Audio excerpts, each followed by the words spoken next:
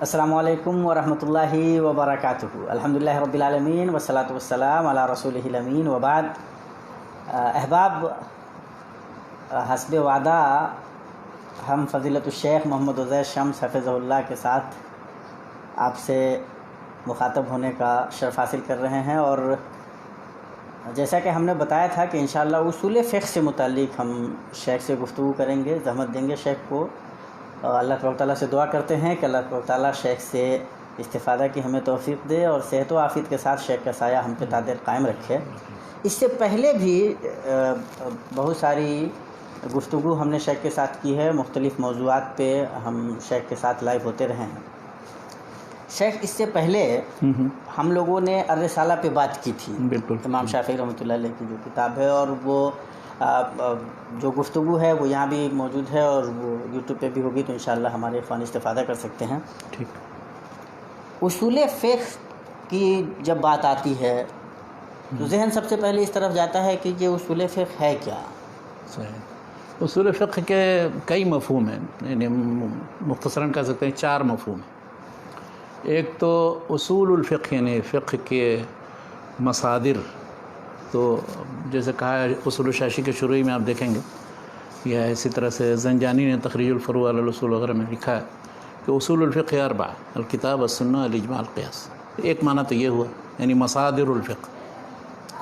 کیا بات ہے؟ دوسرا معنی اس کا ہے کہ فقہ کے بنیادی مسائل، اہم ترین مسائل۔ مثلا کہا جاتا ہے کہ امام مالک نے اصول الفقہ جو ہے موطا میں مدون کر دیا، تو اس کا مطلب نہیں کہ امام شافعی سے پہلے انہوں نے کوئی اصول مدون کیا، مطلب ہے کہ اصول بنیادی مسائل مرتب۔ اسی طرح سے امام ابو یوسف کے بارے میں کہا جاتا ہے کہ انہوں نے اصول مرتب کیے، مطلب اصول کا مطلب یعنی اصول المسائل التی ينبني علیہا فروع کثیرہ، یہ مطلب۔ تیسرا مفہوم یہ ہے کہ یعنی استنباط کتاب و سنت یا دوسرے دلائل سے ہم کیسے کریں مسائل کا، ان کے اصول، ہاں ان کے اصول، یعنی اصول الاستنباط من الکتاب والسنہ والاجماع والقیاس لہذه الفروع۔ تو یہ اسی مفہوم میں اصول الفقہ کہا جاتا ہے جو مصطلح ہے۔ اور چوتھا مفہوم ایک اور ہے، اصول الفقہ کا مفہوم یعنی وہ قواعد فقہیہ کہ جن پر بہت سے فروع مبنی ہیں۔ اب جیسے مثال کے طور الامور بمقاصدها، ایک قاعدہ فقہیہ، المشقۃ تجلب التیسیر، لا ضرر ولا ضرار، الضرر یزال۔ تو اس طرح جو قواعد، ان کو قواعد فقہیہ کہا جاتا ہے کہ جن پر شریعت کے مسائل کی بنیاد ہے، تو ان سے اصول استنباط نہیں مراد ہے۔ اچھا، یہ مطلب خود اپنے آپ میں یہ اصول مطلب، ہاں، یہ قواعد ایسے ہیں کہ جن کی بنیاد پر ہی سارے احکام شریعت ہیں، یعنی یہ کتاب و سنت سے مسائل مستنبط کرنے کے لیے قواعد نہیں ہیں، بلکہ کتاب و سنت یا بنیادی چیز پر، بنیادی ماخذ سے ماخوذ یہ قواعد ہیں بنیادی، خود یہ قواعد وہاں موجود ہیں شریعت کے اندر، ہاں وہاں سے نکال لیے گئے ہیں، اور ان سے بہت سے مسائل جو ہیں کا تعلق ہے، یا سارے مسائل جتنے شریعت کے ہیں اس تقریباً ان سب قواعد پر مبنی۔ اچھا، یہ قواعد بھی مختلف طریقے کے ہیں، کچھ متفق علیہ ہیں، کچھ کسی خاص مذہب فقہی کی قواعد فقہیہ ہیں، حنفی، شافعی، مالکی، حنبلی۔ تو اس پر ہم گفتگو نہیں کریں گے آج انشاءاللہ۔ اصول الفقہ یعنی جس معنی میں ہم، تو شیخ یہ مطلب 4 مفہوم عام طور پہ الگ الگ، ہاں تقریباً ذہن میں آتا ہے۔ ہاں، کیا اصول فقہ کی جو یہ اصطلاح ہے، اس اصطلاح کو کسی دوسرے اصطلاح کے طور پہ بھی دیکھا گیا، اصول شریعت یا اصول دین؟ اصول شریعت اس کو اس لیے نہیں کہا جاتا ہے، عام طور پر مطلب اصول شریعت نہیں کہا گیا ہے۔ موجودہ دور میں لوگوں نے لکھی ہیں کتابیں اصول شریعت معنی نام سے بھی، لیکن شریعت اصل میں عام مفہوم ہے۔ شریعت کا مفہوم ہے یعنی وہ دین جو اللہ تعالیٰ نے نازل کیا ہے، اور اس میں جتنے احکامات مسائل ہیں وہ ہیں شریعت۔ تو وہ ایک طرح سے فقہ اس کا اخص معنی ہے۔ فقہ اس لیے استعمال کیا گیا، عام طور پر قدیم زمانے سے استعمال ہے، پہلی صدی ہجری سے۔ قرآن کی آیت ہے فلولا نفر من کل فرقۃ منهم طائفۃ لیتفقہوا فی الدین، اگرچہ فقہ کا وہاں لغوی معنی ہے، لیکن اس میں بہرحال دین کے سارے بنیادی مسائل سے واقف ہونا، چاہے وہ عقائد ہوں یا عبادات سے متعلق ہوں۔ اچھا، اسی طرح سے من یرید اللہ بہ خیرا یفقہہ فی الدین۔ تو اس لیے فقہ جو ہے وہ زیادہ استعمال ہوا ہے اور زیادہ لوگوں کے، تو اب وہ فقہ جو عام طور پر وہ مسائل کا مجموعہ ہے، اور صحابہ، تابعین، تبع تابعین کے زمانے تک وہ سلسلہ رہا ہے، تو وہ مسائل اصل میں استنباط کرنے کے سلسلے میں دو مکتب فکر تھا. ایک تو یہ کہ ڈائریکٹ ان آیات یا نصوص یا احادیث اور آثار سے مسائل مستنبط کیے جائیں جمع کر کے، تو یہ اصل و طریقت اہل الحدیث. اور دوسرا طریقہ یہ تھا کہ اپنے جو مشائخ اور مشائخ کے مشائخ ہیں انہوں نے جو مسائل مستنبط کیے ہیں ان سے کچھ ایسے اصول اور قواعد بنا لیے جائیں کہ جن کی بنیاد پر مسائل کی تخریج ہو. لہذا اصل و طریقت اہل الرائے، یہ شاہ ولی اللہ کی عبارت ہے جو میں بتا رہا ہوں. کیا بات ہے. تو اب دو طریقے سے اگر آپ استنباط کریں گے، ظاہر ہے ان کے درمیان پھر مسائل کے سلسلے میں اور احکام کے سلسلے میں اختلاف رہے گا، ظاہر نتائج فقہا کا طریقہ اور محدثین کا طریقہ. تو امام شافعی نے یہ کیا کہ انہوں نے امام مالک سے بھی پڑھ کر کے جو اہل الحدیث کا طریقہ تھا وہ بھی اختیار کیا، اور عراق میں جا کر کے پھر امام محمد بن حسن کی کتابیں دیکھیں تو ان کو دونوں طریقہ ملا. اب ان کو یہ فکر لاحق ہوئی کہ کیسے ان دونوں کو بجائے اس کے کہ آپس میں ایک دوسرے سے آگے بڑھنے یا کہ اختلاف کرنے یا بہت سے مسائل کے سلسلے میں جو اپنے اپنے طور پر لوگ جو جس کو جو سمجھ میں آتا ہے وہ کرتا ہے، اپنے اصول کے مطابق قواعد پر تخریج کرتا ہے، یا کہ جس کو جو حدیث مل گئی اس سے جیسا مسئلہ نکال لیا. تو ان دونوں کو جمع کر کے کچھ ایسے اصول و قواعد بنا دیا جائیں کہ سب متفق ہو جائیں اس پہ. چنانچہ یہ اصول فقہ انہوں نے مدون کیے. شیخ جب ہم لوگ اصول فقہ کی بات کرتے ہیں یا محسوس کرتے ہیں کہ چند قواعد چاہیے تھے ٹھیک جن کی روشنی میں پھر چیزوں کو دیکھا جا ٹھیک سکے، ٹھیک تو ایک بات ذہن میں آتی ہے کہ مطلب کیا کتاب و سنت میں باضابطہ یہ قواعد بتائے گئے ہیں کہ ہاں ان پہ آپ مطلب ان کو بنیاد بنا کر آپ مسائل مستنبط کر لیں، یا پھر اس سے کیا یہ ممکن نہیں ہے کہ جب آپ چند قواعد بناتے ہیں اور ان سے پھر فروع نکالنے کی کوشش کرتے ہیں تو عین ممکن ہے کہ بہت سارے نصوص ہوں جو آپ سے چھوٹ جائیں، یا پھر مطلب ان کا مفہوم کوئی اور نکل رہا ہو تو آپ کو مجبوراً مطلب ان کو کوئی اور رخ دینا پڑے، تعویل وغیرہ کرنی پڑے. تو یہ جو مطلب کیا کہتے ہیں کوشش کی اصول فقہ کی، کیا واقعتاً اس کی ضرورت تھی؟ بالکل اس کی ضرورت، کیا بالکل شدید ضرورت تھی. بلکہ کیا فوائد اس کے؟ ہاں بھائی میں بتا رہا ہوں آپ کو. دیکھیے یہ اصول فقہ جو لوگ نہیں پڑھتے ہیں یا جو ان سے واقف نہیں ہیں تو وہ سمجھتے ہیں کہ اصول فقہ ایسی ضمنی چیزیں ہیں اور کچھ قواعد کا مجموعہ ہے اور ان کو مانیے نہیں مانیے کوئی فرق نہیں پڑتا. یہ بات نہیں. کیا وہ بالکل اس کی مثال ایسے جیسے نحو ہے، لوگ عربی زبان کے قواعد ہیں. تو اب ظاہر ہے پہلے لوگ عربی زبان بولتے تھے، ایسی مسائل بھی اسی طرح سے لوگ مستنبط کرتے تھے صحابہ کے زمانے میں، تابعین کے زمانے میں، کوئی آیت یا حدیث کی روشنی میں. لیکن استنباط کیسے کیا جائے یا عربی زبان صحیح لکھی یا بولی کیسے جائے، اس کے کیا قواعد ہونے چاہیے، تو اب جو لوگوں نے مستنبط کیا ہے اس کی روشنی میں آپ صحیح طریقے سے عربی زبان لکھیں گے بولیں گے بھی، اسی طرح صحیح طریقے سے آپ استنباط بھی کریں گے. تو اس لیے یہ قواعد تو ہیں بعد کے اور اصطلاحات بھی سب بعد کی ہیں، لیکن چونکہ وہ سلیقہ یا جس کو کہتے ہیں فطری طور پر استنباط کرنے کا جو طریقہ یا ملکہ تھا عربی زبان کی بنیاد پر یا اپنے جو اللہ تعالیٰ نے عقل و سمجھ دی ہے، تو اس کی تقنین کرنے کی، اس کی تقعید کرنے کی ضرورت پڑی تاکہ ہر شخص اپنی عقل کے مطابق الٹا سیدھا نہ استنباط کرنا شروع کر دے، اور جس کو جو سمجھ میں آئے، جس آیت سے جیسے جو سمجھ، کوئی وجوب سمجھ لے تو کوئی اس سے اباحت سمجھ لے، کوئی اس سے کچھ سمجھ لے.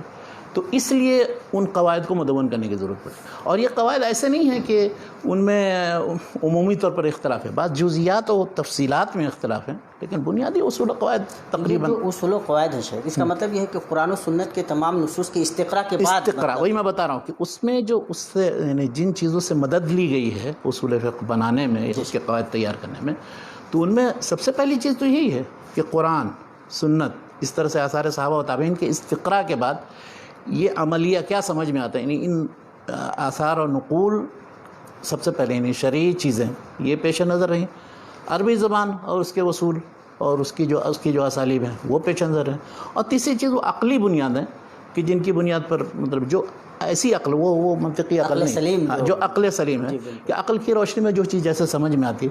تو ان تینوں کا یعنی اصولی شرعی چیزیں بھی ہیں اس میں، لغوی بھی ہیں اور عقلی بھی ہیں، اور ان تینوں کے ترکیب سے اصول فقہ کے مباحث جو ہیں مدون کیے گئے ہیں، اور ہر مبحث کو انہوں نے الگ الگ امام شافعی نے اور بعد کے لوگوں نے کیا.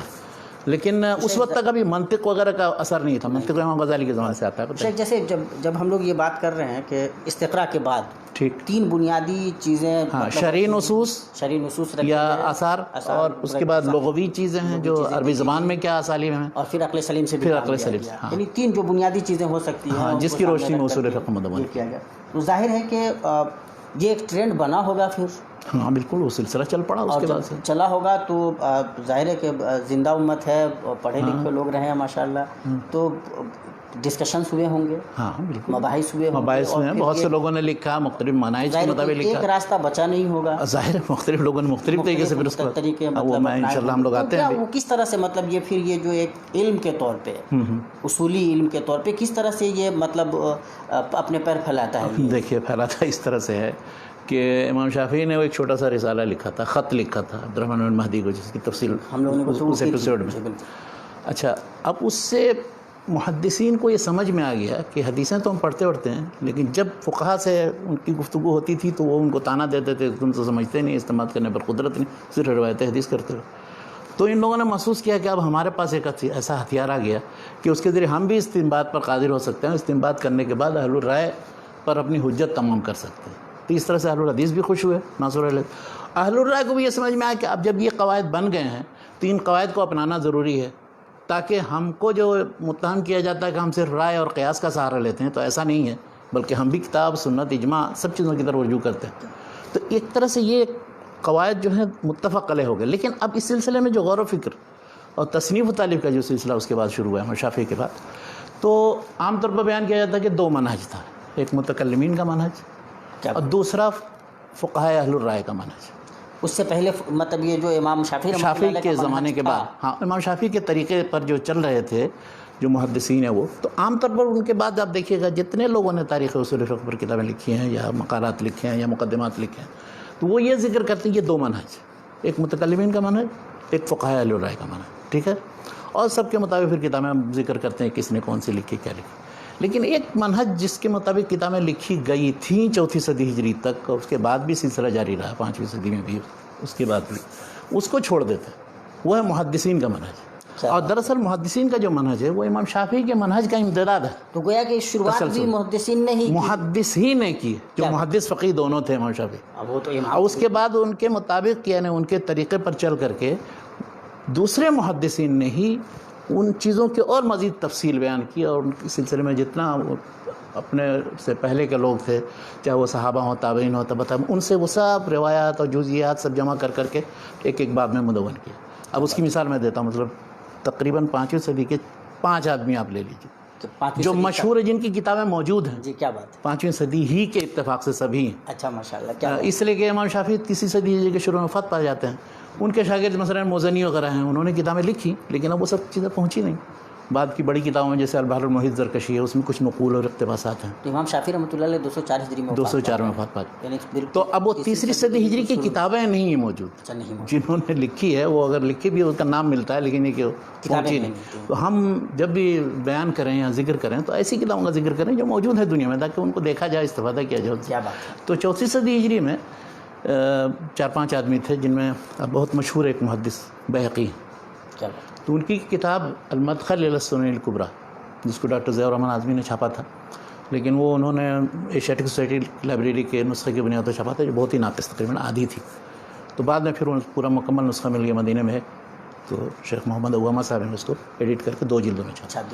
تو اب اس میں وہ سب کتاب، سنت، اجماع، قیاس سے متعلق تقلید، اور اسی طرح سے رائے کی مذمت، کون سی رائے مذموم میں، کون سی رائے محمود ہے، ان سب سے متعلق جتنا کچھ ان تک پہنچا تھا وہ سب جمع کر دیا۔ یعنی امام شافعی سے پہلے کا بھی، امام شافعی کے بعد المدخل الی السنن الکبریٰ، اور بہترین زبردست کتاب ہے محدثین کے طریقے میں۔ دوسری ایک کتاب ہے، محدث تھے وہ بھی، خطیب بغدادی، تو بیہقی کی وفات 458 میں ہوئی، خطیب بغدادی 463 میں وفات ہوئی۔ ان کی ایک کتاب ہے الفقیہ والمتفقہ، یعنی وفات میں ورنہ معاصری تھے، تو الفقیہ والمتفقہ ایک کتاب لکھی انہوں نے۔ جیسے محدثین کے لیے انہوں نے اصول حدیث کی کتابیں لکھی، ویسے انہوں نے محدثین ہی کے لیے ان کو کہا کہ تمہیں لوگ جو طعنہ دیتے ہیں فقہا کہ تم کو استنباط کرنا نہیں آتا ہے، تو یہ کتاب پڑھو، لو تمہارے لیے تیار کیا ہم نے، پڑھو، اس سے تم کو سمجھ میں آ گیا قرآن سے، حدیث سے، اجماع سے، قیاس سے، اور دوسری چیزوں سے کیسے استنباط کرو، اس کے قواعد۔ ہاں بس یہ 2۔ اچھا، تیسری ایک کتاب ہے، اب آپ جائیے، تو مشرق میں تھے بغداد میں، مغرب میں مغرب میں ابن عبد البر ہے، ابن عبد البر، ان کی وفات بھی 463 میں. سیم ہاں، ان کی ایک بہت اچھی کتاب ہے جامع بیان العلم و فضلی. جامع بیان العلم و فضلی میں تو شروع کے نصف اول تو تقریباً علم و اس کے آداب تحصیل و عظمت، لیکن نصف ثانی میں انہوں نے قیاس اور رائے اور اس طرح سے حدیث کی اہمیت اور احتجاج بالخبر الواحد وغیرہ ان بہت سے مسائل پر بحث کی انہوں نے. تو اصول کے بہت سے مباحث کی تنقیح کی ہے اور وہ سب روایتیں انہوں نے پھر بھیجوا. یعنی یہ دیکھیے محدثین کا طریقہ تھا کہ باقاعدہ اخبرانہ حدثنا کر کے وہ سب چیزیں نقل کرتے ہیں پچھلے لوگوں سے. تو یعنی 4ویں 5ویں صدی ہجری تک جو کچھ اصول فقہ کے باب میں ہے وہ ان محدثین نے نقل کیا.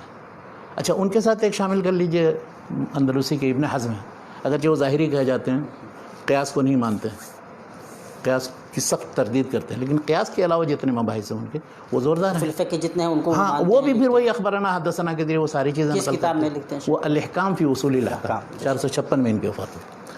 اچھا، ایک اور آخری شخص 5 میں جو مشہور میں نے بتایا، ابو المظفر السمعانی، 489 میں وفات ہوئی ان کی ایک کتاب ہے قواطع الادلہ. تو قواطع الادلہ لکھنے کا پس منظر یہ ہے کہ ایک بہت بڑے حنفی عالم تھے ابو زید الدبوسی، انہوں نے لکھی تھی تقویم الادلہ، یعنی فقہاء اہل الرائے کے طریقے کے مطابق اصول استنباط اور قواعد استنباط. تو انہوں نے پھر اہل الحدیث کے منہج کے مطابق اصول استنباط اور قواعد ان کا مناقشہ اور ان پر رد بھی کیا اور جگہ جگہ گرفت بھی کی. کیا بات ہے. تو اس طرح سے دونوں کا منہج بالکل الگ الگ واضح ہو جاتا ہے. تو جو بھی یہ لوگ جو کہتے ہیں کہ اہل الحدیث کا منہج کیا ہے، الگ سے کچھ نہیں، وہی متکلمین کا منہج. تو متکلمین کا منہج ہو کیسے سکتا ہے؟ اہل الحدیث تو سخت خلاف تھے علم کلام متکلمین. کیا بات ہے. اور اہل الرائے کا بھی منہج نہیں ہو سکتا. اہل الحدیث سخت خلاف تھے اہل الرائے کا، اہل الرائے سخت خلاف تھے اہل الحدیث. تو اس لیے 3 منہج ہیں، 2 منہج نہیں، یہ میں کہنا چاہتا ہوں.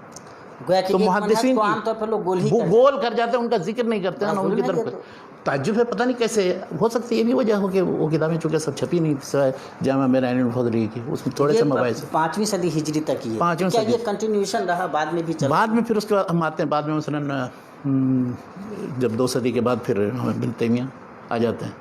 امام ابن تیمیہ تو مطلب بہت سے مباحث کی تنقیح اور تفصیل بیان کی ہے. پھر ابن قیم نے اعلام الموقعین میں اور دوسری بہت سی کتابوں میں ان دونوں نے جو کچھ بھی اضافہ کیا ہے اس باب میں، تو ان میں کوئی مکمل فہرست کن کن مباحث میں کہاں کہاں کس کتاب میں لکھا ہے. ایک ہے محمد بن حسین الجیزانی، جامعہ اسلامیہ مدینہ منورہ، انہوں نے کتاب لکھی ہے معالم اصول الفقہ عند اہل السنہ والجماعہ.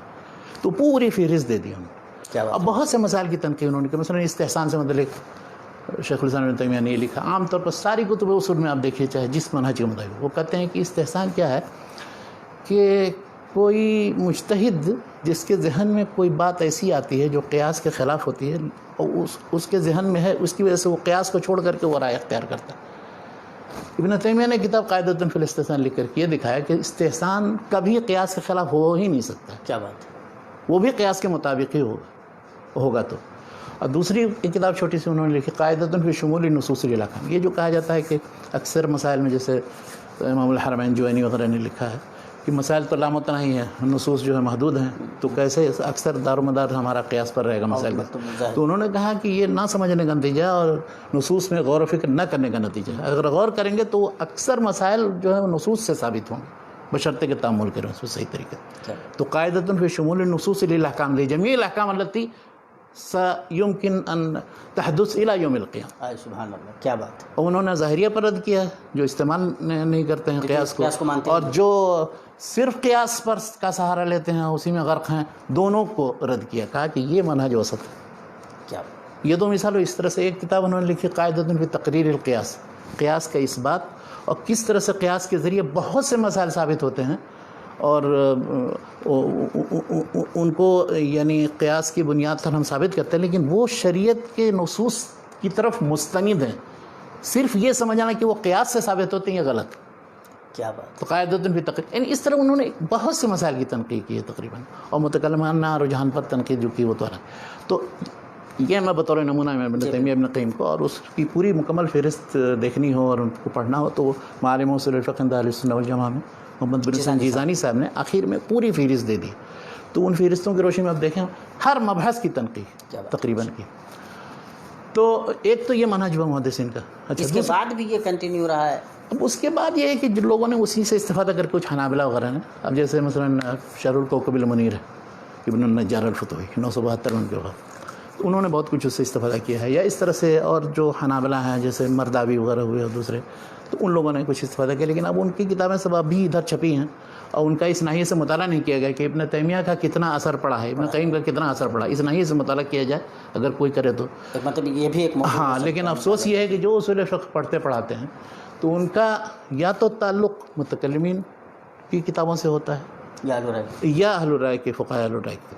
متکلمین کے منہج پر جو اہم کتابیں لکھی ہیں اس میں ایک بہت مشہور تھے. اس سے پہلے ہم لوگ یہ تو سوچ رہے کہ متکلمین نے جو اصول متعین کی ان کا منہج کیا تھا، ان کا بھی وہی، وہ بھی نصوص میں تعامل کرتے ہیں لیکن زیادہ تر وہ عقلی طور پر استدلال اور عقلی طور پر وہ اصول ثابت کرنا وہ پیش نظر ہوتا ہے. وہ روایات جو آثار نقل کرنے کا طریقہ ہے وہ نہیں ان کے ہیں. اچھا. ہر شخص اپنی عقل کی روشنی میں ان اصول و قواعد کے سلسلے میں دلائل پر بحث کرتا ہے اور جو چیز راجح اس کے نزدیک ہوتا ہے اس کو ثابت کرنے. چنانچہ آپس میں متکلمین خوب لڑتے ہیں، ایک نے کوئی رائے اختیار کی، دوسرا آتا ہے اس پر اسی طرح کا، تیسرا اس کو رد کرتا ہے، چوتھا آتا ہے پھر اس کے بعد کوئی نئی رائے پیش کرتا ہے.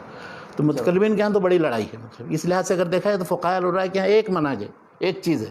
وہ پرانے زمانے میں جس نے جو کچھ کہہ دیا وہی چلے آ رہے ہیں آج تک کہتے ہوئے. اللہ ماشاء اللہ بعض مسائل کے سلسلے میں بعض مسائل میں جو تھوڑا کسی نے ذرا سختی کر دیا آتے ہیں ہم انشاءاللہ، لیکن متکلمین کی کتابوں کا بھی ذکر کرنا ضروری ہے. اچھا، اس میں 4 کتابیں بنیادی ابن خلدون لکھتے ہیں مقدمے کے اندر. یہ 4 کتابیں بنیادی. ایک ہے العمد جو قاضی عبد الجبار کی، تو یہ قاضی عبد الجبار 415 میں ان کی وفات ہے. اسی کی شرح کی ہے المعتمد کے نام سے ابو الحسن البصری نے 436 میں ان کی وفات. اور یہ ابو الحسن بصری کی کتاب جو ہے یہ ڈاکٹر حمید اللہ صاحب نے ایڈٹ کر کے چھاپا ہے 2 جلدوں میں. اور تیسری کتاب البرہان فی اصول الفقہ، یہ جوینی کی، امام الحرمین جوینی 478 میں ان کی وفات ہے. اور چوتھی جو جس کے بعد سمجھیے کہ یہ تدوین علی طریقۃ المتکلمین کا سلسلہ ختم ہو گیا، مطلب مکمل ہو گیا، وہ المستصفیٰ ہے امام غزالی کی 505 میں ان کی وفات.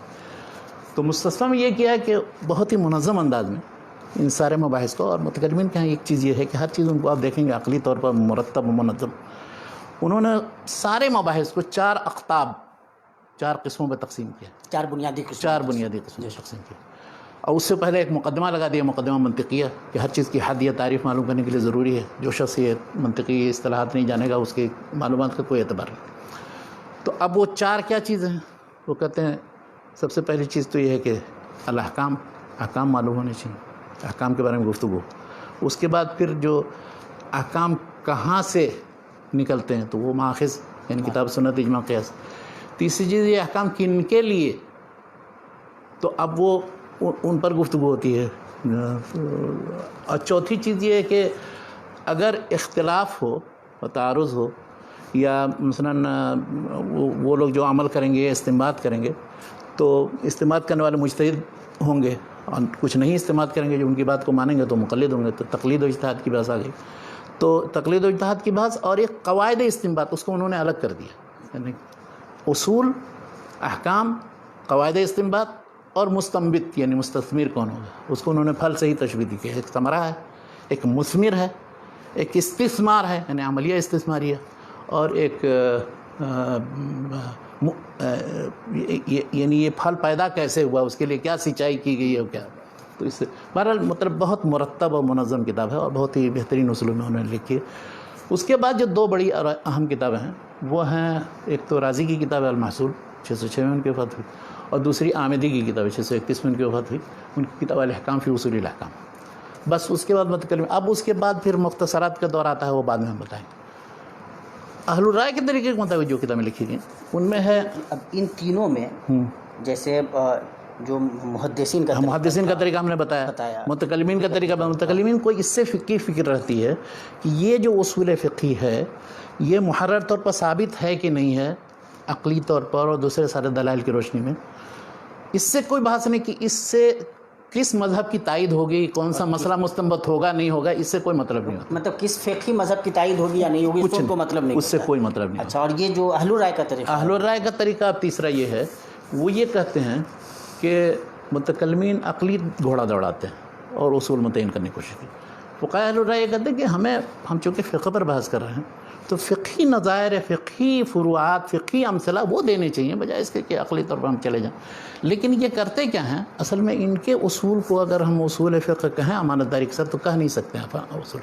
کیا اس کی وجہ یہ ہے کہ یہ دراصل کرتے یہ ہیں کہ ان کے ائمہ اور ان کے طریقے کے مطابق جن لوگوں نے جو مسائل بیان کیے ہیں تو ان سب کو پیش نظر رکھ کر کے ایسا اصول بناتے ہیں کہ تاکہ ہمارے فروع اس سے ثابت ہوں.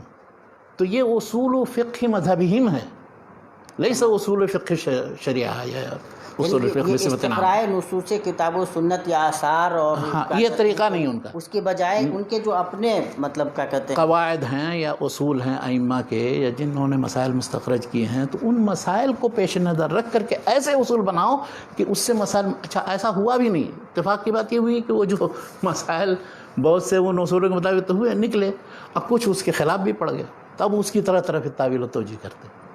ان کی جتنی اصول فقہ کی کتابیں آپ دیکھیے گا، مثلا سب سے پہلی یا قدیم جو ہم تک پہنچی جساس، وہ الفصول فی الاصول کے نام سے 370 میں ان کے وفات ہوئی. اس کے بعد ایک ابو زید ان کی وفات بھی تقریباً 400 کچھ کتنے میں ہوئی ہے، 430 میں.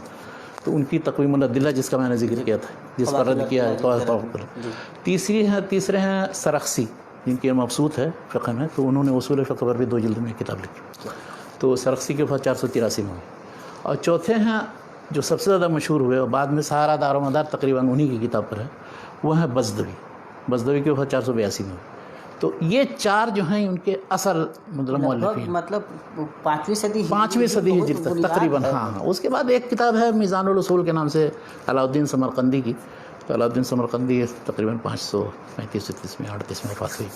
تو بلکہ انہوں نے شروع میں صراحت کی ہے کہ اصول پر جتنے لوگوں نے کتاب لکھی ہے وہ یا تو معتزلہ ہیں جو ہم سے عقائد میں اختلاف رکھتے ہیں، میزان الاصول کے شروع میں لکھا، اور یا پھر اہل الحدیث ہیں کہ جو ہم سے فروع میں اختلاف رکھتے ہیں. تو ایک طرح سے وہ اعتراف وہ کر رہے ہیں کہ وہ ہمارا منہج ایک ہے، ایک محدثین اہل الحدیث کا منہج ہے، اور ایک متکلمین کا منہج. تو اس طرح سے یہ تقریباً بنیادی اور اہم کتاب. بعد میں جتنے سب مختصرات ہم آتے ہیں مختصر رکھتے ہیں. تیسرا منہج جو ہے یہ جو ہم نے بیان کیا، اب یہ دونوں منہج کو جمع کرنے کے لیے، یہ فقہا متکلمین کے منہج کو جمع کرنے کے لیے کچھ لوگوں نے یہ کیا کہ یہ کتاب بھی اچھی ہے، ان کے طریقے کے مطابق بھی اچھی کتاب ہے، یہ بھی کیوں ہم صرف انہی کتابوں پر اختصار کریں. تو ہم دونوں کو جمع کرنے کی کوشش کریں، تو جمع کر کے ہاں یعنی کلامی اور اصول فقہی منہج دونوں کو جمع کر کے، اور اس طرح سے لوگوں نے کتاب لکھنے کی بنیاد، رائے کا منہج تھا وہ اور متکلمین کا منہج، ہاں ان دونوں کو جمع کر کے.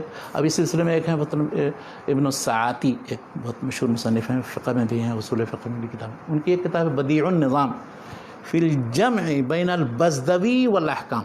کتاب ہے البزدوی کی اصول کا میں نے ابھی ذکر کیا، اور ایک احکام فی اصول الاحکام آمدی کی. تو ان دونوں کو جمع کرتی، یعنی وہ متکلمین کا منہج ہوتا ہے، یہ فروع ان کے مطابق. دوسرے ایک مصنف تھے، وہ ہیں کیا ان کا نام ہے، صدر الشریعہ، جو یہ شرح الوقایہ والے میں. تو ان کی وفات ہوئی ہے 747. انہوں نے ایک تنقیح الاصول کے نام سے ایک متن لکھی، اس میں بھی ایسے ہی جمع کرنے کی کوشش. اس کی شرح انہوں نے توضیح کے نام سے لکھی ہے. توضیح کی ایک شرح لکھی پھر سعد الدین تفتازانی نے تلویح علی التوضیح کے نام سے. تو یہ بہت مشہور کتاب ہے. ایک اور متن ہے سبکی نے، تاج الدین سبکی نے لکھا، 771 میں ان کی وفات ہے. انہوں نے لکھا، وہ اس کا نام رکھا ہے انہوں نے جمع الجوامع. تو جمع الجوامع کے نام سے اس میں بھی انہوں نے دونوں کو جمع کرنے کی کوشش کرتے ہیں کہ 100 کتابوں کا مراجعہ کر کے اس میں سے تلخیص کی. اچھا ایک ابن الحمام ہے جو بہت مشہور حنفی عالم ہے، فتح القدیر، جنہوں نے ہدایہ کی شرح لکھی 861 میں ان کے وفات. انہوں نے کتاب لکھی التحریر کے نام سے، تو وہ بھی متاثرین کے ہیں، بہت متداول. اور آخری کتاب اس سلسلے کے ہمارے ایک ہندوستانی مصنف نے لکھی، بلکہ بہاری کے ہیں، خوش ہو جائیے، ملا محب اللہ بہاری. ملا محب اللہ بہاری ہیں، 1119 ہجری میں ان کی وفات ہے.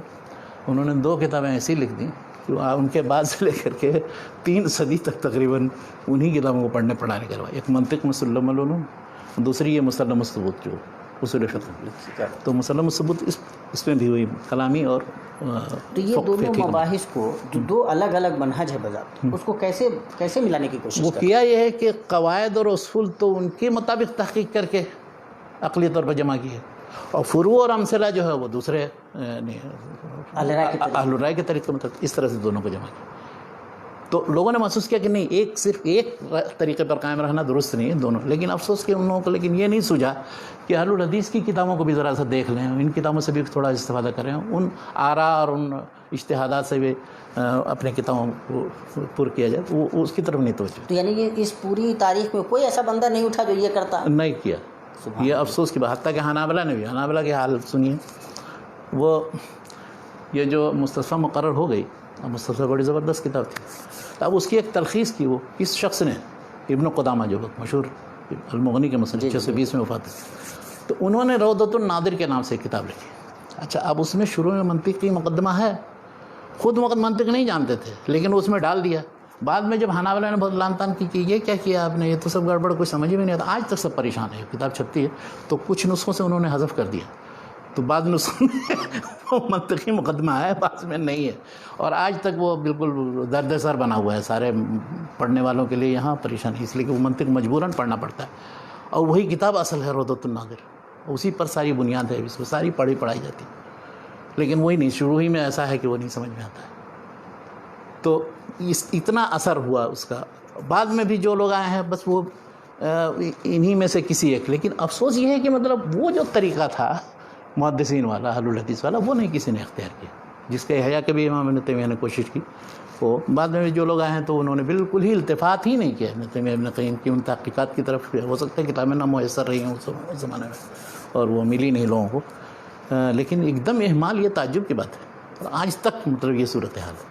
اب آج تو ابن تیمیہ رحمۃ اللہ علیہ، ابن قیم رحمۃ اللہ علیہ وہ ٹھیک ہے، لیکن ہاں مطلب ابھی تک اتنا زیادہ کچھ لوگوں نے ابھی ادھر سعودی عرب میں بعض لوگوں نے اصول الفقہ عند ابن تیمیہ اور اصول الفقہ عند ابن القیم اور مباحث کی تنقیح کو کیا اضافہ کیا، انہوں نے کیا جدت پیدا کی، اس کی طرف توجہ دی ہے لوگوں نے. اور کئی چیزیں توجہ ہونے ہوئی ہے. ممکن ہے کہ مطلب بہرحال مطلب استفادہ ہر منہج سے کرنا چاہیے. میرے کہنے کا یہ مقصد نہیں ہے کہ کسی ایک منہج کو اوائڈ کر دیا جائے.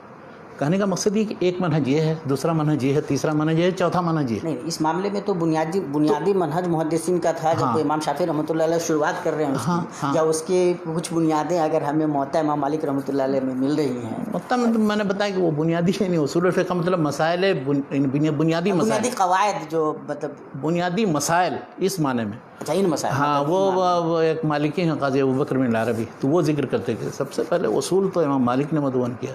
کیا بات ہے. تو لیکن ان کے اصول کہنے کا مطلب یہ ہے، یہ نہیں کہ یہ اصول بنیادی مسائل انہوں نے بنیادی مسائل کے جن کو کی ضرورت ہے شریعت کے اندر، اور عام مسلمان کو اور ضرورت ہے اس کی، عبادات کے سلسلے، معاملات کے سلسلے، حتیٰ کہ اور دوسرے بھی کچھ تزکیہ اور اخلاق اور آداب کی بھی چیزیں ڈال دی، اور جو کچھ اور نہیں اس میں سمائی کسی باب میں تو آخر میں کتاب الجامع بنا دی. بہرحال تو کہنا یہ ہے کہ یہ چار منہج ہوا، ایک محدثین کا منہج، دوسرا متکلمین کا منہج، تیسرا فقہاء کا منہج، فقہاء اہل الرائے کا، اور چوتھا جو انہوں نے متکلمین ان کو جمع کرنے کی کوشش کی. اب بعد میں یہ آیا، اب آپ متاخرین کی طرف چلیں گے جہاں پر وہ متون وغیرہ جو ہوا، یہ ہے کہ جیسے دوسرے سارے فنون 7ویں صدی یا اس کے بعد آ کر کے وہ بالکل مغلق اور ادق اور نہ سمجھنے والے، ایک دم بالکل چوچو کا مربع ٹائپ کے متون مقرر کر لیے گئے. اور پھر اس پر سلسلہ چل پڑا، شروع اور حواشی اور اس کا سلسلہ. تو اب آئیے دیکھیں متکلمین کا منہج کا مطلب جو کتابیں تھیں، یہ وہ اہل الحدیث کے منہج کے ساتھ یہ نہیں ہوا الحمدللہ. اس لیے کہ جو لکھے گا وہ واضح طریقے سے ہی لکھے گا، اس لیے کہ اس کا کوئی دقیق اور مغلق متن نہیں ہوگا. تو متکلمین میں جو 2 کتابیں جو میں نے بتائی تھی، ایک رازی کی المحصول اور دوسری آمدی کی کتاب الاحکام فی اصول الفقہ. تو رازی کی جو المحصول ہے اس سے اختصار کر کے 2 متن بنے. ایک تنقیح الفصول کے نام سے قرافی کی 684 میں ان کی وفات، اور دوسری بیضاوی کی ایک کتاب ہے، بیضاوی 685 میں وفات پائی، ان کی ایک کتاب المنہاج کے نام سے بہت مشہور. پھر جو شروع اور حواشی کا سلسلہ چل پڑا، آج تک وہ پڑھایا جا رہا اور چھاپا جا رہا. اور ان کی آمدی کی کتاب کا اختصار کیا ہے ابن الحاجب نے 646 میں ان کی وفات. وہ مالکی تھے. اچھا دیکھیے، آمدی شافعی ہیں، یہ مالکی. متکلمین میں شافعی مالکی حنبلی نہیں ہوتا ہے، وہ سب متکلمین کے طریقے ہوتا ہے. مطلب اب یہ بتایا میں نے، ابن قدامہ جو ہے حنبلی ہیں، لیکن وہ مستصفیٰ جو شافعی مصنف ہیں ان کی کتاب کا اختصار کر رہے ہیں. تو ان کو وہ سب ایک ہیں متکلمین فقہاء اہل الرائے کے مقابلے میں. تو یہ 2-3 متن جو ہے ان کے شروع حواشی کا سلسلہ چل پڑا. اسی طرح سے احناف میں آپ آئیے تو بزدوی کی جو کتاب ہے سرخسی کی استغفر اللہ اصول البزدوی جو ہے، تو اصول البزدوی کو 2 آدمیوں نے مختصر کیا. ایک ہے منار الانوار نصفی. اچھا نصفی یہ مفسر نہیں ہے، یہ نصفی جو ہے 710 میں وفات ہوئی، حافظ الدین نصفی. اور دوسرا ایک مختصر ہے، اس کو حسامی کہا جاتا ہے، حسام الدین الاخسیقطی ہے. اب وہ 644 میں ان کی وفات ہے. یہ دونوں اتنے مشہور ہیں آج تک پڑھایا جاتا ہے. وہ جو ہے حسام الدین الاخسیقطی کا یعنی حسامی کے نام سے. اور منار کی بھی شرح ہیں، منار الانوار، نور الانوار شرح ہے، اور بھی بہت سی شرح ہیں. نور الانوار بہت مشہور ہے، ملا جیون کی بڑی پڑھائی جاتی. تو یہ مختصرات چل پڑا. اسی طرح سے ان میں جو مختصرات تھے جیسے التحریر ابن الحمام کی، پھر اس کے شروع امیر بادشاہ کی شرح ہے، ابن امیر حاج کی شرح ہے. اس طرح مسلم الثبوت کی تو اتنی شرحیں لکھی گئی ہندوستان میں کہ گنا نہیں جا سکتا ہے میرے خیال سے. 2500 شروع لکھی گئی ہیں. اور کسی نے شرح پر حاشیہ کچھ ایسا. اس کی جو سب سے مشہور شرح ہے وہ ہے فواتح الرحموت کے نام سے. کیا بات. ملا عبدالعلی بحر العلوم ان کو کہا جاتا ہے. بہت سے علوم فنون کے جامع تھے، منطق، فلسفہ، علم کلام اور دوسرے ساری چیزیں. اور واقعی بہت بڑے عالم تھے، لکھنؤ کے تھے. اور ان کے ساتھ ایک حادثہ پیش آیا تو بیچارے ان کو ہجرت کر کے چھوڑ کے، وہ حادثہ کیا پیش آیا نزہۃ الخواطر میں دیکھیں، تفصیل مل جائے گی. تو وہ ان کو چھوڑ کے جانا پڑا وہاں سے. اور وہاں سے پھر اس کے بعد چلے گئے، پھر شاہجہاں آباد گئے. یہ بحر العلوم صاحب کب کے تھے؟ یہ 1225 میں وفات ہوئی ہے مدراس میں. وہیں آ رہا تھا میں، پھر کہاں سے گھومتے پھرتے ہوئے تو گئے اپنے شاگردوں کے ساتھ. مجبوراً نکلنا پڑا لکھنؤ سے. تو شاہجہاں آباد گئے، وہاں 20 سال رہے، پڑھایا وڑھا. اس کے بعد وہاں سے نکل کر کے پھر کسی جگہ گئے، یہاں تک پھر بنگال گئے. وہاں بہار ایک جگہ ہے بردوان میں، وہاں سے پھر اس کے بعد مدراس چلے گئے. تو مدراس میں بڑی ان کی آبھگت ہوئی اور کافی ان کی تعظیم تکریم. جہاں جاتے تھے اپنے 400-500 شاگردوں کے ساتھ ہی جاتے تھے. تو وہیں جا کے پھر وہاں پڑھایا وڑھایا اور بہت ان کو تکریم کی. اور اتنا زیادہ تکریم کی کہ جب وہ وہاں پہنچے، پتہ چلا پہنچے ہیں، تو ان کو اتارنے کے لیے خود وہاں کا جو نواب تھا وہ گیا اور اس نے کندھا دیا اور اس کے بعد اتارا. یہ تکریم تھی، علماء کی یہ قدر تھی اور یہ اہمیت. وہیں ان کی وفات بھی ہوئی، وہیں دفن بھی ہوئے. میں گیا ہوں ان کی قبر کی بھی زیارت کی میں نے. ایک بہت بڑا اللہ. تو وہ واقعی بہت بڑے ہیں، اس لیے کہ اس میں فواتح الرحموت میں آپ دیکھیے. اور ان کی زندگی، ان کے حالات زندگی پر پڑھی انہوں نے لکھا ہے. محمد یوسف کوکن عمری صاحب نے ایک بہت اچھا رسالہ، ان کی سارے کتابوں ان کی تحقیقات وغیرہ کی.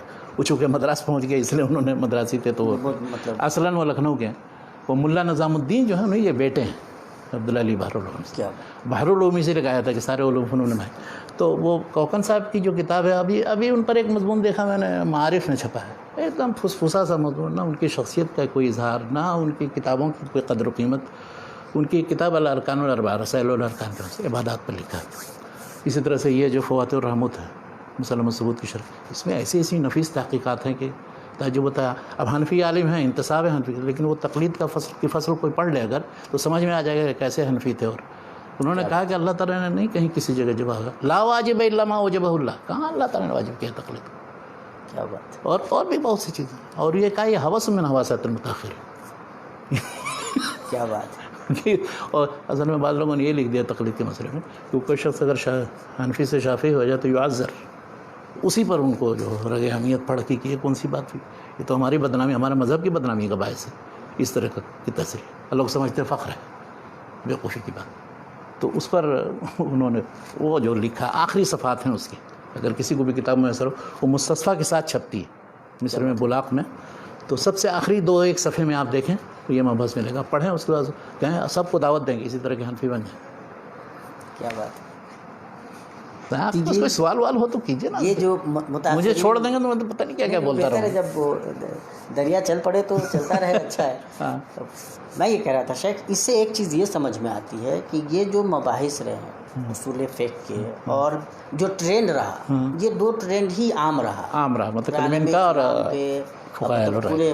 ظاہر ہے کہ جب اتنی شرحیں لکھی جا رہی ہیں، کتابیں لکھی جا رہی ہیں اور کتابیں رائج ہو رہی ہیں، تو اس کا مطلب یہ ہے کہ یہ ٹرینڈ ہی عام رہا. بالکل بالکل. اس ٹرینڈ کے عام ہونے کا اتنا مطلب کیا کہتے ہیں پورے عالم اسلام پہ چھا جانے کا کیا مطلب امپیکٹ پڑا؟ اس کا نتیجہ یہ نکلا کہ جو جس مذہب یا مکتب فکر کا حامل تھا وہ اس پر ڈٹ گیا، مطلب وہ اسی پر سختی کے ساتھ جم گیا. یعنی دوسرے چیزوں سے افکار سے استفادہ کرنا ہے، دوسرے مکاتب فکر کے لوگوں یا ان کی تحقیقات سے استفادہ کرنا ہے، وہ صرف بحر العلوم جیسے 2-4 آدمی تھے، یا شاہ ولی اللہ جیسے. شاہ ولی اللہ نے تو ایک جگہ وہ ایسی باتیں لکھ دی ہیں کہ تعجب ہوتا ہے، اور لیکن اس کے بعد تو کوئی ان کو حنفی ماننے کے لیے تیار نہیں ہوگا. لکھا انہوں نے ایک جگہ حجت البالغہ جلد اول صفحہ 160 میں، وہ سارے حنفی اصول و قواعد کی طرف اشارہ کرتے ہوئے لکھ رہے ہیں. وعندی ان المسألة القائلة بأن الخاص مبين ولا يلحق البيان وأن الزيادة نسخ وأن العام قطعي كالخاص وأن لا ترجيح بكثرة الرواة وأنه لا يجب العمل بحديث غير الفقيه وأن لا عبرة بمفهوم الشرط والوصف أصلا وأن موجب الأمر هو الوجوب البتة وأمثال ذلك أصول مخرجة على كلام الأئمة. وہ کہتے ہیں کہ یہ ائمہ کے نہیں اصول ہیں، یہ بعد میں ان کے کلام سے جو تخریج لوگوں نے کیے ان کے. وأنه لا تصح بها رواية عن أبي حنيفة وصاحبه. کیا بات ہے. تو اب یہ اب احناف سوچیں کہ یہ کس طرح کے حنفی تھے. ان پر ایک کتاب لکھی ہے ڈاکٹر مظہر بقا صاحب، اصول فقہ اور شاہ ولی اللہ. کیا بات. تو انہوں نے ان کے سارے اصولی نظریات بھی بیان کیے. انہوں نے کہا کہ یہ اصول میں شافعی تھے. اب ان کو کچھ سمجھ میں نہیں، ایسے تو نہیں کہہ سکتے ہیں کہ وہ اہل حدیث تھے، تو ان کو شافعی بنا دیا. اچھا سبحان اللہ. وہ اصول میں شافعی تھے، اور دلیل یہ دی کہ وہ ابو طاہر کردی جو ان کے استاد تھے وہ شافعی تھے، تو اس لیے یہ شافعی ہو گئے. ہاں یہ شافعی. حتیٰ کہ انہوں نے اپنی کتاب میں اسے فصولی پر اکتفا نہیں کیا، وہ جو شرح لکھی ہے المصفہ کے نام سے موطا کی فارسی میں، اس میں انہوں نے باقاعدہ احصائیہ کر کے دکھایا ہے. ڈاکٹر مظہر بقا مرحوم یہیں پر تھے ام القرى یونیورسٹی میں، اور ان کی کتاب چھپی ہے 2 بار، میں اس کا بھی قصہ بتاتا ہوں. تو اس میں احصائیہ کر کے دکھا کہ 80% سے زیادہ مسائل میں انہوں نے حنفی مذہب کو مرجوع قرار دیا. امام شاہ اللہ گریٹ. کیا بات ہے. تو اب یہ جب اس کتاب کے 2 ایڈیشن ہیں. ایک ایڈیشن چھپا تھا ادارہ تحقیقات اسلامی اسلام آباد میں، پہلا ایڈیشن. اس میں کیا کیا، وہاں ڈاکٹر صغیر حسن معصومی اس زمانے میں شاید ڈائریکٹر تھے، انہوں نے مراجعہ کر کے وہ سب اس طرح کی چیزیں سب حذف وذف کر دی. یعنی بالکل شاہ ولی اللہ پکے حنفی رہے ہیں ہماری طرح سے، وہ سب چیزیں حذف وذف کر. سبحان اللہ. تو یہ یہاں تھے مظہر بقا صاحب مرحوم، اللہ تعالیٰ مغفرت کرے. یہ ان کو بہت برا لگا کہ یہ کیا کیا، ہماری کتاب کا مسئلہ کر دیا. اچھا یہ کتاب وہ PhD کا مقالہ ان کا ڈاکٹر سید محمد یوسف جو میمن صاحب کے شاگرد تھے، ان کے انڈر میں کراچی یونیورسٹی میں لکھا تھا.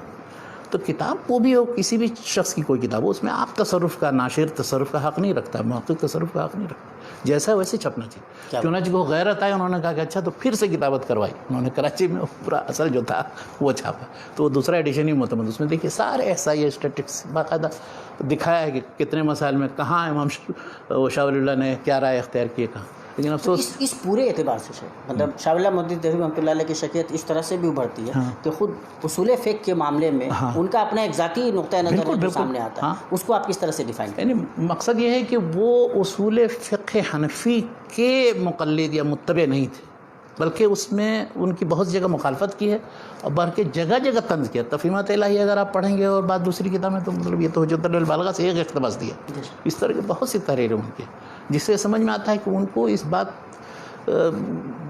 کا قلق تھا کہ مطلب اس طرح سے جمود کیوں ہے تاریخ. ذرا سا تھوڑا نکلنے کی کوشش کریں، دوسرے مناہج سے استفادہ کرنے کی روش و عام. یہ تو وہی ہو گیا کہ ایک چیز ہم پکڑے ہوئے ہیں اس کو لیے چلے جائیں. اچھا اسی لیے جتنے لوگ بعد میں آئے ہیں ان لوگوں کو مطلب جو بالکل مقلد ٹائپ کے تھے ان کو یہ روش پسند نہیں ہے. بلکہ میں آپ کو 1-2 گفتگو کر کے دلیل کے ساتھ میں بیان کرتا ہوں. محبوب رضوی صاحب نے تاریخ دیوبند کے اندر، اور اسی طرح سے ایک کتاب ہے 20 بڑے مسلمان، تو اس میں انظر شاہ کشمیری وغیرہ نے اور عبید اللہ سندھی وغیرہ نے یہ لکھا کہ دارالعلوم دیوبند قائم ہونے سے وہ مقصد پورا ہو گیا جو شاہ ولی اللہ اور ان کے سے نہیں پورا ہوا تھا. یعنی مقصد یہ ہے کہ شاہ ولی اللہ اور ان کے اخلاف اور خاندان کے لوگوں کے ذریعے وہ مذہبیت اور وہ مذہب حنفی کی حفاظت و تائید کا فائدہ نہیں حاصل کیا. خود وہ تصریح کی انہوں نے جو دارالعلوم دیوبند. اس کا مطلب ہے کہ دارالعلوم دیوبند اس منہج پر نہیں ہے، یا اس سے بہرحال مختلف ہے ان کا منہج. یہ بالکل وہ رجوع الی الماضی پھر ہو گیا. جو وہ تجدید کی دعوت دے رہے تھے وہ تجدید کی طرف نہیں آئے. پھر یہ خود ان کی صراحت ہے. شاہ ولی اللہ محدث رحمۃ اللہ علیہ کو گویا کہ ریجیکٹ کیا گیا. ہاں ریجیکٹ کیا گیا، بلکہ اس سے بھی زیادہ ناراضگی کی بات دیکھیے. ایک مولانا عبدالرشید نعمانی تھے، تو مولانا عبدالرشید نعمانی نے تو ایک جگہ لکھا ہے، ایک جگہ لکھ دیا انہوں نے شاہ ولی اللہ نے حجت البالغہ میں، کہ آپ اگر یہ جتنے مسائل امام حنیفہ کے ہیں ان کو اگر آپ دیکھیں تو ان کا طریقہ کیا ہے کہ وہ اپنے استاد و استاد کے استاد ابراہیم نخعی اور حماد بن سلیمان ابراہیم نخعی، حماد بن نبی سلیمان استاد تھے، ابراہیم نخعی استاد کے استاد، ان کے مسائل آپ لیجئے اور ان کو جمع کیجئے اور ان کا مقارنہ کیجئے جو دوسرے جیسے مصنف ابن ابی شیبہ اور دوسرے، تو آپ کو پتہ چلے گا کہ امام حنیفہ کے جتنے مسائل ہیں اکثر سب انہی پر، یعنی اپنے استاد یا استاد کے استاد کے مسائل پر ہی مخرج ہے، انہی کے طریقے پر وہ مسائل نکالے انہوں نے۔ اب یہ بڑا برا لگا ان کو، تو انہوں نے کہا کہ یہ کیا ہم نے پڑھا ہے اس کو، ہم نے موازنہ کیا، دیکھا نہیں ہے ویسے، تو کہاں ہے وہ لکھیں نا، بتائیں نا کس جگہ کہ مخالفت ہے، کتنے % مخالفت ہے۔ کیا بات ہے۔ اچھا، اسی طرح سے علامہ کوثری تھے، محمد زاہد کوثری، وہ بھی ایک دم مجنون، و ابی حنیفہ ان کو لقب دیا تھا غماری نے۔ ان کا حال یہ تھا کہ اب وہ کوثری صاحب بالکل امام حنیفہ کے خلاف مطلب ایک لفظ سننا نہیں چاہتا بالکل، تو اتنا زیادہ تشدد کہ اگر کسی نے کچھ بھی، انہوں نے شاہ ولی اللہ پر تنقید کی کہ وہ ان کو سمجھ میں نہیں آیا ہے، حجت اللہ لوگوں نے پتہ نہیں کیا کیا لکھ دیا۔ ان کا ایک مقالہ ہے، مقالات الکوثری میں ایک مقالہ ہے، اس میں بہت برا بلا لکھا ہے کہ یہ کیا شاہ ولی اللہ نے کیا لکھ دیا ہے، کچھ نہیں ان کو سمجھ میں آیا تھا، حنفی مذہب یہ نہیں ہے، حنفی مسئلہ یہ نہیں ہے، اور حنفی فقہ یہ نہیں، اور اپنا تو یہ جو کوثری کے اثر سے جو تلامذہ پیدا ہوئے ہیں برصغیر کے اندر، ان میں سب سے بڑے عبدالرشید نعمانی تھے، اور اس کے بعد وہ، ان کے اندر یہ پیدا ہوا کہ محدثین کو برا بھلا کہنا، لعن طعن کرنا، صحیح بخاری پر تنقید کرنا اور ان کی اہمیت گھٹانا، یہ سب چیزیں داخل ہو گئی جو پہلے نہیں تھی۔ مولانا احمد علی سہارنپوری جنہوں نے صحیح بخاری کا محترم ترین نسخہ چھاپا ہے، 1297 میں ان کی وفات ہوئی، 1266 میں پہلی جلد اور 1267 میں دوسری جلد چھاپی تھی انہوں نے دلی کے اندر مطبعہ احمدی، پہلی بار جو مستند ایڈیشن اپنے حواشی کے ساتھ۔ وہ بھی تھے حنفی، لیکن اس کے مطلب نہیں حنفیت کا تقاضا تھا کہ امام بخاری پر لعن طعن کرنا، بہت سی قال بعض الناس قال بعض الناس، لیکن انہوں نے کچھ نہیں اس طرح سے لعن طعن کیا۔ تو کہنا یہ ہے کہ اصول فقہ دراصل سارے مذاہب کو قریب کرنے، بلکہ ایک دوسرے کو قریب کر کے اس کی رائے سمجھنے کے لیے بہترین وسیلہ و ذریعہ۔ تو شاہ ولی اللہ محدث دہلوی رحمۃ اللہ علیہ جب یہ سب کرتے ہیں تو کیا وہ محدثین سے قریب ہو جاتے ہیں، امام شافعی رحمۃ اللہ علیہ، یا ان کا جو وہ طریقہ ہے کیا؟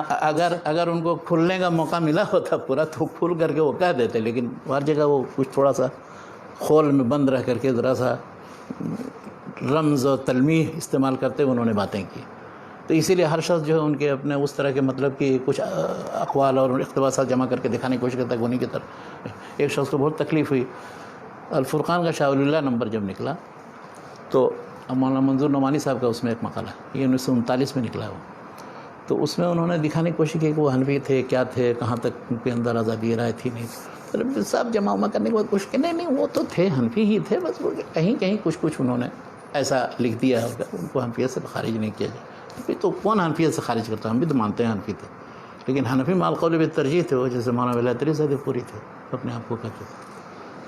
حنفی مع القول بالترجیح، اس کا کیا مطلب لیتے ہیں؟ اس کا مطلب یہ کہ ہم حنفی ہیں، اگر کوئی حدیث ہمیں مل گئی اس کے خلاف صریح، جس کی تعویل نہیں کی جا سکتی ہے، وہ ضعیف بھی نہ ہو، صحیح ہو اور بالکل ثبوت ہو، اس کے بعد اس پر عمل کریں گے، حدیث پر اپنے مسئلے کو چھوڑ دیں گے، اس لیے کہ ہمارے امام صاحب نے یہی کہا، تقلید کا یہی تقاضا ہے۔ وہ مطلب ایک طریقے سے ایک انتصاب ہے، اس انتصاب کے اوپر مولانا عبدالحی لکھنوی کی مثال موجود ہے، 1304 میں ان کی وفات ہوئی، انہوں نے شرح وقائع کی ایک شرح لکھی ہے السعایا کے نام سے، اس کو ذرا پڑھیں، آپ کیوں نہیں چھاپتے ہیں؟ چھاپنا چاہیے اس کو، تاکہ پتہ چلے کتنے بڑے حنفی تھے وہ۔ انہوں نے ہر مسئلے میں جس میں بھی حنفی اور غیر حنفی کا اختلاف ہے، اس سختی دلائل کا موازنہ مقارنہ کر کے جو چیز راجح ہے وہ بیان کر دی انہوں نے، ڈنکے کی چوٹ پر کہہ دی ہے وہ بات۔ تو اس طرح کا تو حنفی ہونا مطلوب ہے۔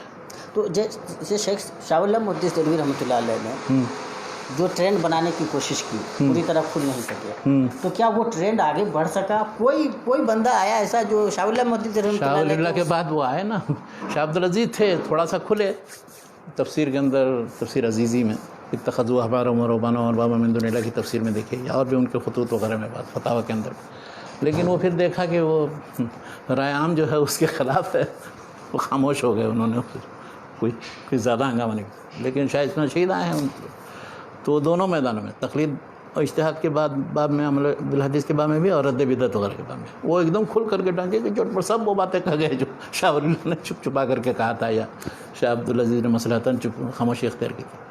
اب ان کی کتاب شاید اصول الفقہ، رسالہ فی اصول، کلام آزاد جب ان کے بارے میں لکھتے ہیں تو ان کو زیادہ اہمیت دیتے ہیں، جو جرأت اور جو بالکل یہ ایک دم بلا شبہ شاہ اسماعیل شہید اور ان کی تحریریں آپ پڑھیں.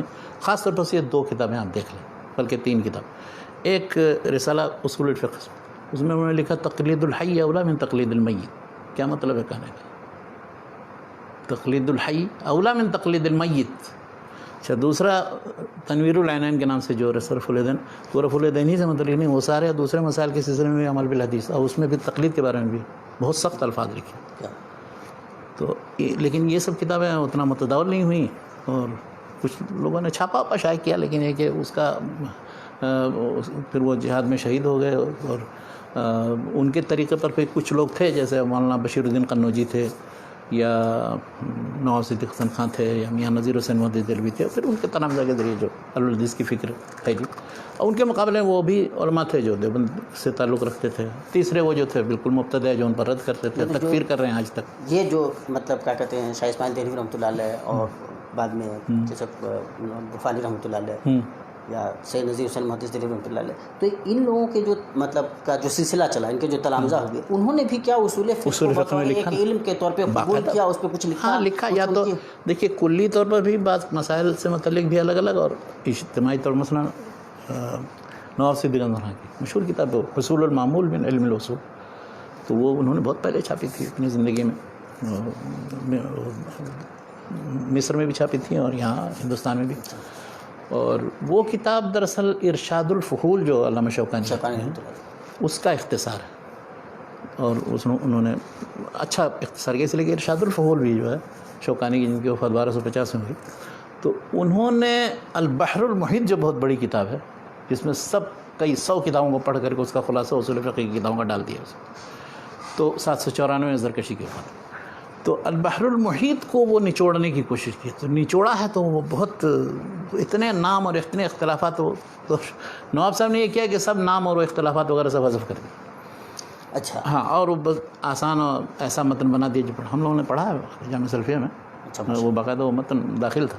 حنفی فقہ بھی پڑھی، حنفی اصول شاشی بھی پڑھی، اور وہ بھی پڑھی. کیا بات ہے. تو دونوں طریقے سے واقف ہیں الحمدللہ. اس کی ایک شرح لکھی ہے شاہ اسماعیل شہید کی کتاب جو ہے اصول فقہ، اس کی ایک شرح مولانا محمد گوندلوی صاحب نے لکھی. کیا بات، بہت اچھی شرح، بغیۃ الفحول فی شرح مختصر الاصول. اس کتاب کو مختصر الاصول ہی کہا جاتا تھا. تو ان کی شرح بھی چھپی ہوئی ہے، کئی بار چھپی ہے، ان کے رسائل کے مجموعے میں بھی چھپی ہے. تو یہ کتابیں ہیں، لیکن بر صغیر میں جو پڑھنے پڑھانے کا جو سلسلہ ہے وہی 3-4 کتابیں پڑھائی جاتی ہیں. نور الانوار ہے، حسامی ہے، مسلم الثبوت ہے، اور ایک اور کتاب اصول الرزوی بھی کہیں کہیں پڑھائی جاتی ہے. بس یہ کتابیں کل لے دے کر کے اصول فقہ میں منتہا ہیں. اور آپ کو کیا لگتا ہے شیخ، یعنی ان کتابوں کو پڑھنے سے جو فوائد مرتب ہونے چاہیے، یا وہ جو ملکہ پیدا ہونا چاہیے اصول فقہ یہ جاننے کے بعد آپ کے اندر جو استنباط مسائل کی قوت آ جانی چاہیے، کیا وہ آپ کو نظر آتا ہے؟ وہ مقصد ہو اگر تب تو، کہ ہمارے اندر یہ قوت ہو کہ ہم کتاب و سنت سے ڈائریکٹ استفادہ، یہ مقصد ہی نہیں ہے. مقصد یہ ہے جیسا کہ مولانا انور شاہ کشمیری نے اپنی زندگی کے آخر میں کہا تھا، حدیث پڑھنے پڑھانے کا مقصد یہ ہونا چاہیے کہ آدمی اس سے ڈائریکٹ استفادہ کرے، تحقیق کرے حدیثوں میں کون سی صحیح ہے. مولانا انور شاہ کشمیری نے کیا کہا تھا؟ مولانا انور شاہ کشمیری ایک مرتبہ تھے، ان کے شاگرد مولانا مفتی محمد شفیع نے ایک کتاب وحدت امت ہے چھوٹی سی، انہیں کی چھپی ہوئی، تو اس میں لکھا ہے کہ ایک بار آئے تھے وہ قادیانیوں کے خلاف کوئی کسی جلسے میں شریک ہونے کے لیے. تو ایک بار دیکھا فجر کی نماز کے بعد ان کو بڑا مغموم بیٹھے ہوئے تھے. تو انہوں نے کہا حضرت یہ کیا بات ہے؟ تو انہوں نے کہا کہ مت پوچھو، ہم نے عمر ضائع کر دی. کہا ارے آپ نے کیسے عمر ضائع کر دی؟ کہا کہ آپ نے اتنا دین کی خدمت کی، آپ کے اتنے شاگرد ہیں. اور کہا نہیں میں سچ کہتا ہوں، ہمارے تحقیق کا، تدریس کا، مطالعہ کا سب کا محور یہ رہا ہے کہ کس طرح سے ہم اپنے مذہب کی تائید کریں، امام حنیفہ کے مذہب کی اپنے مسلک کی تائید کریں، جبکہ یہ مطلوب نہیں تھا، یہ نہیں ہونا چاہیے تھا. تو اسی لیے میں کہہ رہا ہوں کہ میں نے عمر ضائع کر دی. کیا بات، کہ مولانا انور شاہ کشمیری صاحب کو احساس ہو گیا تھا، اور دوسرے لوگوں کے لیکن ان کے تلامذہ کو احساس نہیں ہوا. کیا بات، تو یعنی کہ پڑھنے کا مقصد کیا ہونا چاہیے؟ تو پڑھنے کا مقصد یہ ہونا چاہیے کہ بغیر کسی تعصب کے کتاب و سنت سے مسائل کا استنباط کیسے کریں. اچھا وہ مسائل صرف پرانے ہی مسائل ہیں نہیں جو مبعوث ہو گئے ہیں، جن پر گفتگو ہو چکی، بہت سے نوازل نئے مسائل پیش آئیں گے. وہاں کیا کریں گے؟ وہاں بھی نہیں کہ نہیں وہ اصول فقہ حنفی کیا ہے وہی ہماری مدد کرے. آپ کو تو پوری امت جو صحابہ کرام سے لے کر کے آج تک کے جتنے مجتہدین ہیں، جتنے علماء ہیں جنہوں نے کسی موضوع پر کوئی گفتگو کی ہے یا کسی نے کچھ لکھا ہے، کوئی رائے دی ہے، ان سب سے استفادہ کرنا چاہیے. اسی چیز کی دعوت دینی چاہیے. آج کل جتنے مجامع فقیہ ہیں فقہ اکیڈمیاں چاہے عرب ممالک میں ہو ہندوستان کے اندر، اس میں یہ ہوتا ہے کہ ہر مکتب فکر کے لوگ اکٹھا ہوتے ہیں، ہر تخصص کے لیے اکٹھا ہوتے ہیں، ڈاکٹر، انجینئر، دوسرے فلکیات کے ماہرین، اس کے بعد ان سے متعلق گفتگو ہوتی ہے. تو کوئی اس کو ایک اچھا ٹرینڈ کہا جا سکتا ہے. تو یہ ہونا چاہیے، اور یہی ہے. اب جتنی موضوعات فقہیہ ہیں، جو فقہی موضوعات جو تیار ہو رہی ان کا بھی وہی حال ہے. مصر میں ایک جمال عبد الناصر نے کے زمانے میں ایک موضوع الفقہیہ تھا، کویت میں پھر 45 جلدوں میں چھپا ایک موضوع فقہ، اس میں بھی سارے مذاہب کو لے کر کے وہ سب کے دلائل دے دیتے ہیں، اس کے بعد پھر اس کی روشنی میں اب اگر کوئی کہے کہ نہیں وہ اب وہ زمانہ گیا ایک مذہب میں صرف محصور رہنے کا. ہاں لیکن جس جگہ جس علاقے میں جو مذہب ہے اس مذہب کو پڑھنا چاہیے، اس کے اصول و قواعد سے واقف ہونا چاہیے. یہ نہیں کہ ناواقفیت میں آپ اس کی مخالفت کریں اور ان کی کتابوں کا آپ نکال باہر کر دیں درس میں سے، یہ بھی نہیں ہونا چاہیے. کیا بات ہے، مطلب ظاہر ہے واقفیت تو بہت. ہم لوگوں نے دیکھی سب کتابیں پڑھی ہیں. کیا بات ہے. اب وہ یہاں لکھی گئی تھی کتاب تسہیل الاصول کے نام سے جامعہ اسلامیہ میں پڑھائی جاتی ہے. تو جامعہ اسلامیہ میں تیار ہوئی وہ، جب ہم جامعہ سلفیہ میں تھے وہ کتاب مقرر تھی. اچھا وہ ایک دلچسپ واقعہ سنی ہو، بہت سنجیدہ قسم کی گفتگو ہوئی اس لیے تھوڑا سا اس میں. تو ایک وہاں کام کرتے تھے اس کے پریس میں کمپوز کرنے کا، ان کو کچھ گھنٹیاں دے دی گئی، تو اس میں سے ایک گھنٹی ہم لوگوں کو دے دی جو پہلی جماعت میں عالم اول میں ہم تھے اور سب سے زیادہ شریر میں اخلاق سے طلبا. اچھا. تو ان کو اصول فقہ پڑھانے کے لیے دے دیا. تو جب آئے پہلے دن درس میں تو امر کی بحث تھی، تو اس میں عبارت آج تک یاد ہے، وہ قصہ نقش ہے ذہن میں. اس میں ہے الامر لغتاً المنع واصطلاحاً طلب حصول شیء غیر حاصل وقت الطلب. تو اب جو الامر لغتاً المنع، ہمارے دوست جو بدرالزمان نیپالی صاحب انہوں نے پکڑ لیا، کہا امر کیسے لغتاً منع ہے، روکنا کیسے ہے. اب انہوں نے سمجھانے کی کوشش کی کہ مطلب جس چیز کا حکم دیا جا رہا ہے اس کا مطلب اس کے نقیض سے روکا جا رہا ہے. تیس طرح تو انہوں نے کہا تو پھر نہیں الگ سے کرنے کی کیا ضرورت، نہیں بھی جس چیز کی روکا جا رہا ہے نہیں اس کے نقیض کا حکم دیا جا رہا ہے. اب وہ بڑا پریشان میں. دوسرے دن آئے تو عبدالوہاب خلاف کی وہ کس کی کہا سب میں ایسے ہی لکھا ہوا ہے. کہا چاہے سب کتاب میں لکھا، سب نے غلط لکھا. کیا بات ہے.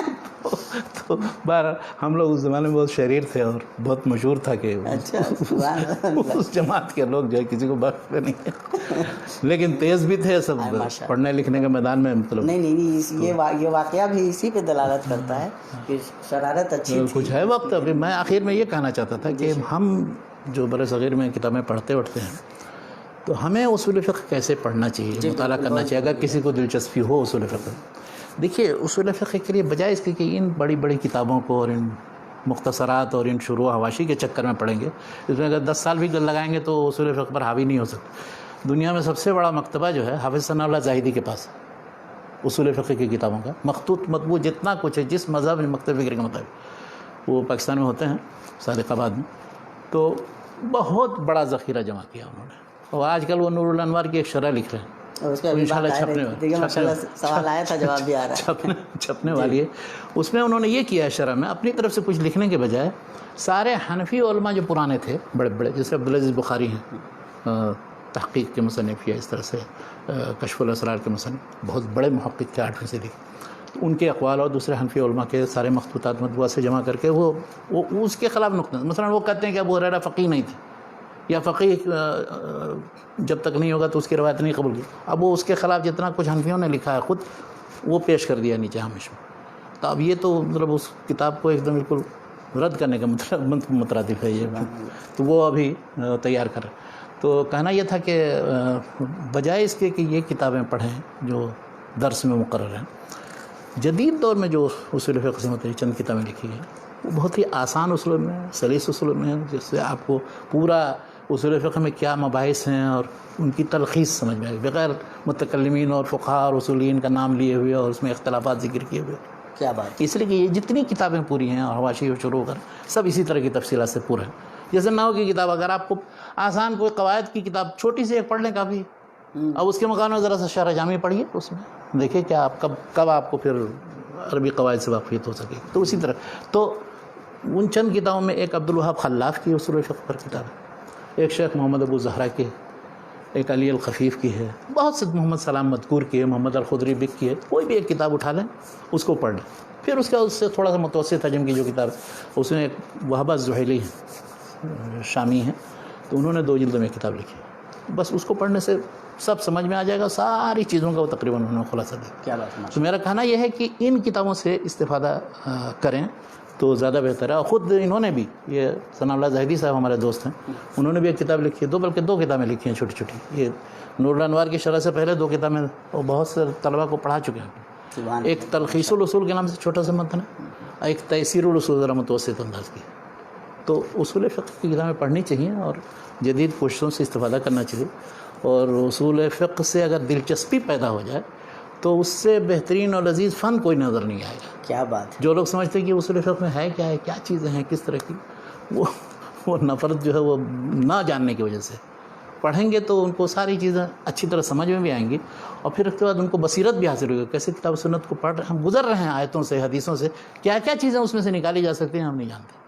اور ہم توجہ تو اصول فقہ آپ کا مزاج بن جائے اگر یہ کہ کیسے ہم استنباط کریں اور ان قواعد سے آپ واقف ہوں، اس سے بہترین اور کیا چیز ہو سکتی ہے. اور اللہ تعالیٰ پھر توفیق دے آپ کو. آمین. جزاکم اللہ خیر شیخنا. ہمارا ٹائم بھی ہو گیا ہے اور ماشاءاللہ کافی انسائٹ فل ماشاءاللہ کنورسیشن رہی، کافی اچھی گفتگو ہوئی الحمدللہ، اور بہت ساری چیزیں ہم لوگوں نے انشاءاللہ حاصل کی، اور آئندہ بھی انشاءاللہ یہ سلسلہ رہے گا. اب ہم شیخ کو انشاءاللہ فقہ سے متعلق سمجھ دیں گے، باتیں کریں گے انشاءاللہ.